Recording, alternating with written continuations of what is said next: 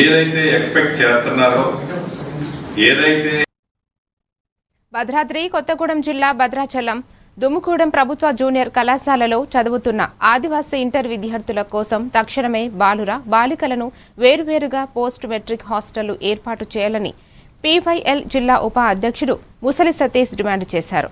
రోజు 20 నుంచి 30 కిలోమీటర్ల దూరం నుంచి విద్యార్థులు కళాశాలకు వస్తున్నారని, వారి ఇబ్బందులను దృష్టిలో ఉంచుకుని ప్రభుత్వం వెంటనే హాస్టల్ సౌకర్యం కల్పించాలని, లేకపోతే ఉద్యమం చేపడతామని హెచ్చరించారు.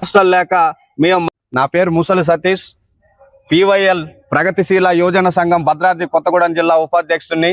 ఈరోజు దుమ్మగూడెం జూనియర్ కళాశాల, ప్రభుత్వ జూనియర్ కళాశాలలో ఇక్కడ విద్యార్థులను కలవటం జరిగింది. ఇక్కడ అన్నయ్య మాకు హాస్టల్ సౌకర్యం కావాలి, ఇక్కడ హాస్టల్ లేక మేము మారాయగూడెం నుంచి అట్లాగే కొత్తగూడెం ఇతర మండలాల నుంచి ఇట్లా ఏజెన్సీ నుంచి రావటం జరుగుతూ ఉన్నది.